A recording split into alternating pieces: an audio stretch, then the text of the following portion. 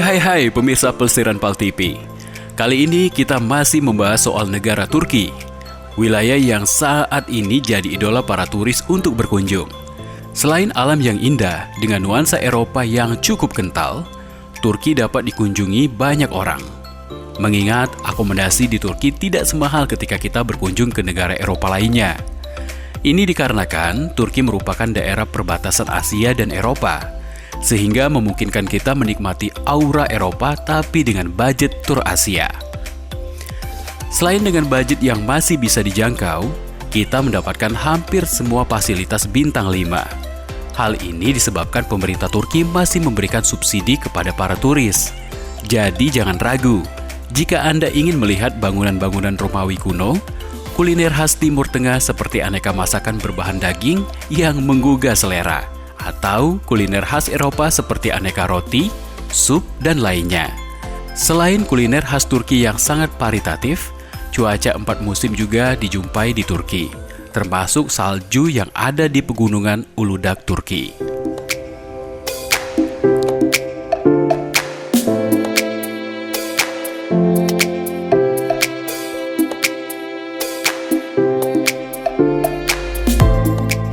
Nah, salah satu daerah yang saat ini masih populer karena potongan kalimat dalam sebuah film Indonesia yakni Kapadocia. Balon udara di Kapadocia menjadi impian para traveler. Namun sayang, saat tim pelesiran Pal TV ada di Kapadocia, balon-balon tersebut sedang stop terbang karena angin cukup kencang. Sehingga kami diberikan pilihan hanya wisata naik mobil jeep, serta berkunjung ke Lembah Merpati.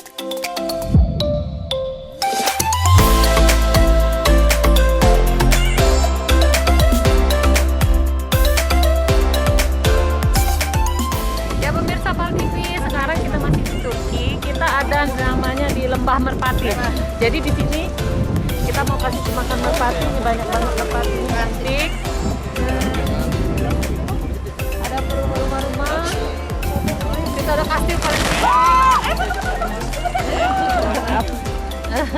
masih belum. Di sini memang bagus kalau buat foto-foto, tapi udaranya begitu dingin, mungkin -3 kali ya. Kita lihat merpati yuk.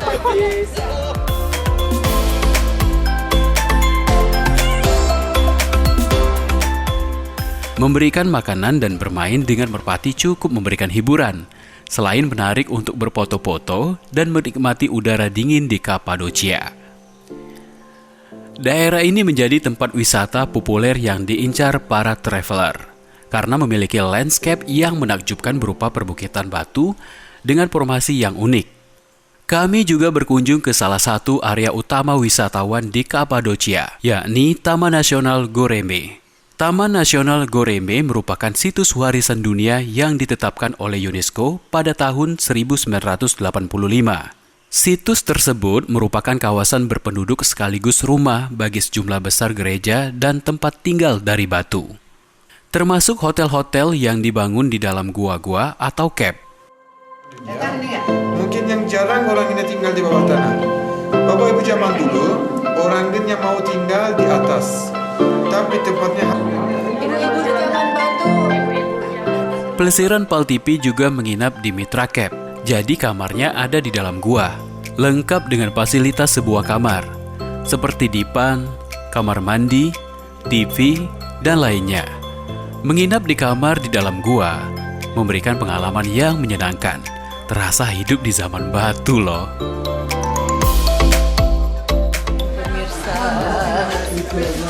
Sekarang kita nih ada yang namanya Kisah Rauti Panorama. Di sini tempat orang berfoto-foto. Di luar situ kan ada es krim. Dingin sini bu, sini. Nah ini wong Palembang. Haris dingin tidak dia makan es krim. Jangan ngerti juga. Ganti makanan lain. Dingin tak?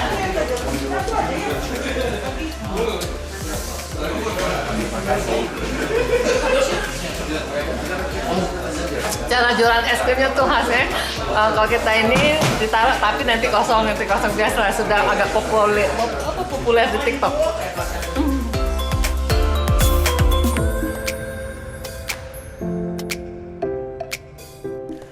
Kami juga mengunjungi Bezirhan Keramik Kapadocia, salah satu pabrik dan showroom keramik yang wajib dikunjungi para turis yang mampir ke Turki. Di sini kita diajarkan proses pembuatan keramik, mulai dari pembentukan awal dari tanah liat sampai proses melukis keramik.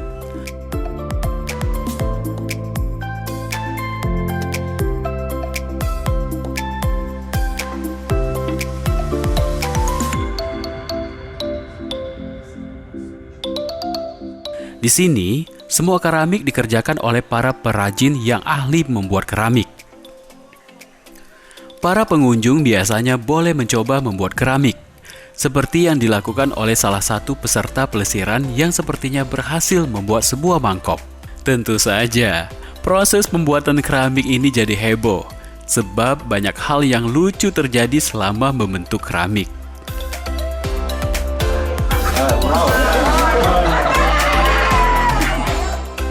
Keramik berupa piring-piring, mangkok, boneka, vas bunga, dan lainnya menjadi incaran para ibu-ibu yang suka mengkoleksi keramik. Di sini, perajin memang memiliki ciri khas masing-masing, termasuk motif-motif khas Turki yang indah dengan pewarnaan yang menakjubkan. Pembuatan keramik ini sangat hati-hati, dengan pekerjaan yang tentu saja memakan waktu, karena ini merupakan kerajinan tangan yang bernilai tinggi. Bake this one at 1040 degree heat. That's too high now. And because of the glaze,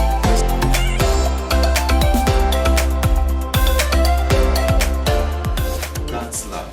And carnation, for example, means eternity. And Ottoman artists were trying to say, even art.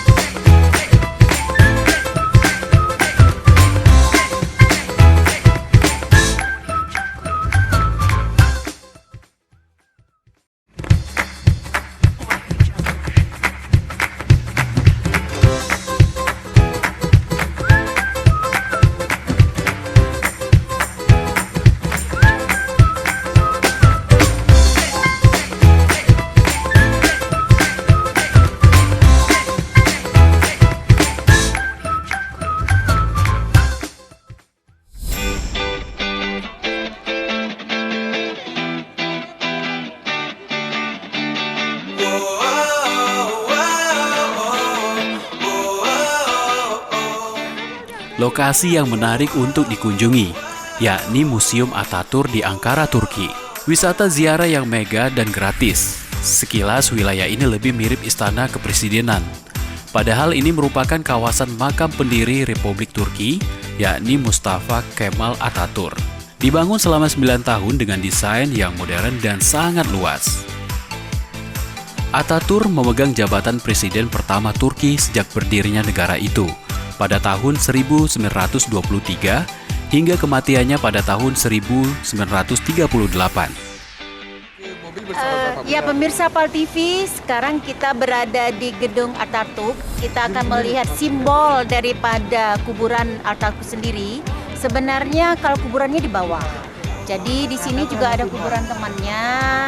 Di sini presiden yang keduanya. Kemudian di sana itu ada mobil peninggalannya. Ayo kita lihat yuk.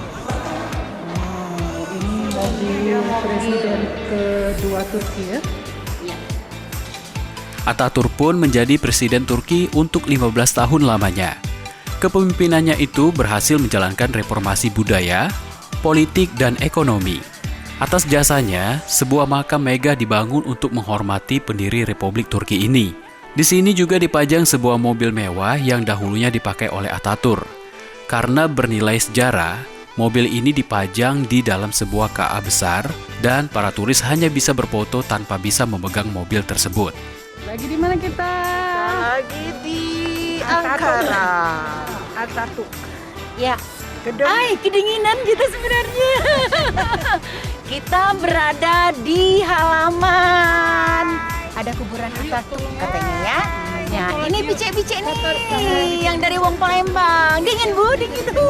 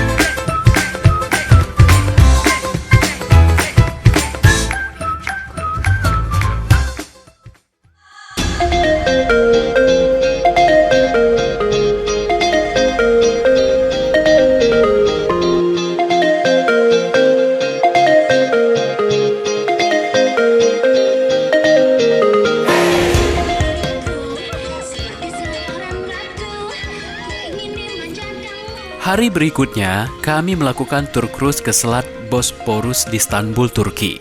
Bosporus ialah selat perbatasan yang memisahkan benua Asia dan Eropa. Menggunakan cruise atau kapal, kami menyelusuri Selat Bosporus yang indah. Di atas air yang tenang, peserta tur menghibur diri dengan bernyanyi dan berjoget di atas kapal. Wah, padahal pesertanya udah kakek nenek loh.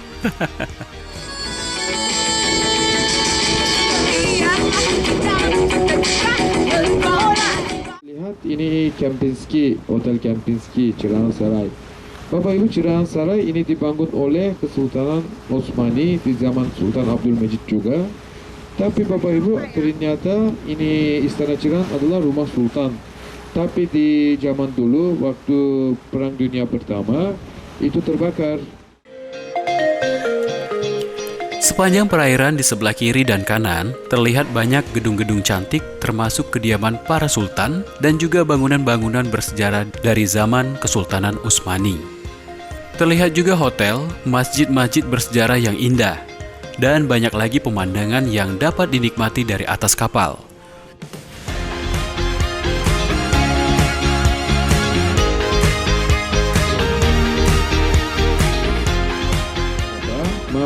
Galatasaray dan ini Beşiktaş dari wilayah Eropa, Fenerbahçe ini wilayah Asia.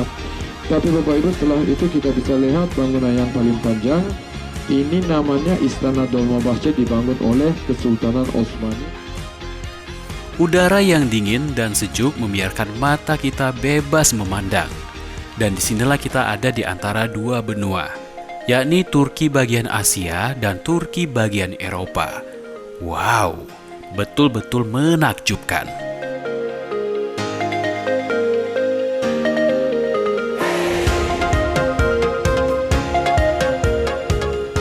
Turun dari cruise, kami mampir ke salah satu toko oleh-oleh yang penjualnya rata-rata berasal dari Indonesia, yakni remaja yang sedang berkuliah di Turki dan mengambil kerja part-time di toko-toko. Kami pun mulai berburu oleh-oleh khas Turki seperti piring, patung penari supi, tas-tas, sejadah, dan lainnya.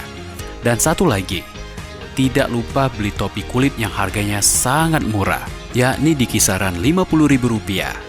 Lumayan buat oleh-oleh.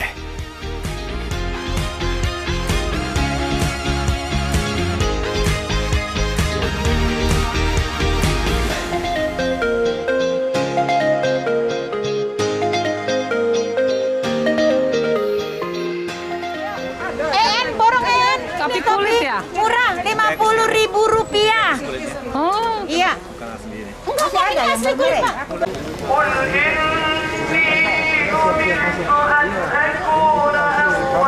Bapak-bapak, bapak-bapak,